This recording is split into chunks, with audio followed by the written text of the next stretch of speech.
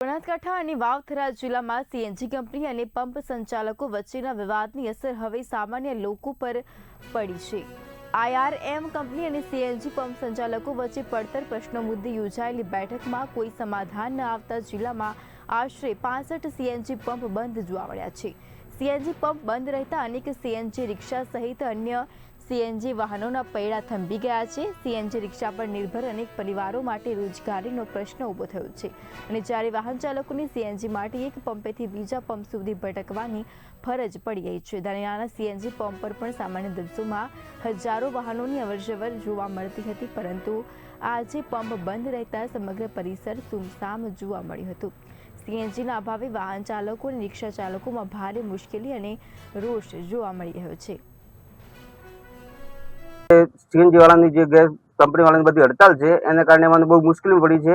અમને ગેસ મળતો નથી। ધાનેરાની અંદર લગભગ 500 થી 700 રિક્ષા છે, એ બધા સીએનજી ઉપર ચાલે છે અને બધી અમે વિવિધ માંગણીઓ કંપની થ્રુ મૂકી છે। અમારી પ્રાથમિક માંગણીઓ કમિશન વધારો, અમે આજુબાજુ જે સીએનજી પંપો કંપની વારંવાર 5 કિલોમીટર 3 કિલોમીટરના એરિયામાં નવા આઉટલેટ આપે છે, એના કારણે અમારું સેલ ઓછું થઈ જાય છે અને અમારું કમિશન જે છે છેલ્લા 8 વર્ષથી એનું એ જ છે। કંપનીનો જે તે વખતે 8 વર્ષ પહેલા જે આઈઆરએમના સીએનજી પંપો ચાલતા હતા તેઓ સીએનજીનો કિલ્લાનો ભાવ પ્રતિ કિલોનો ભાવ 51 રૂપિયા હતો, આજે 90 રૂપિયા પહોંચી ગયો છે। અમારું જે રોકાણ હતું એનું ડબલ થઈ ગયું છે।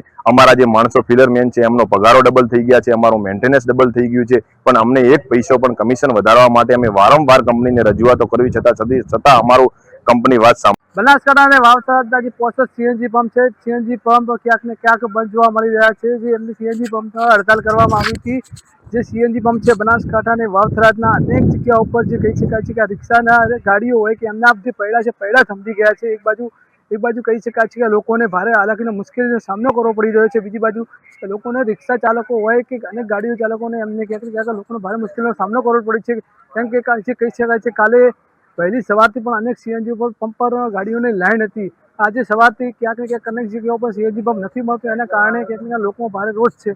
સરકાર અને તંત્ર પાસે લોકોની એક જ માંગ છે, તાત્કાલિક તેનું સીએનજી છે સીએનજી નિરાકરણ લાવે। હિંમત મોદી, બુલેટિન ન્યૂઝ, બનાસકાંઠા।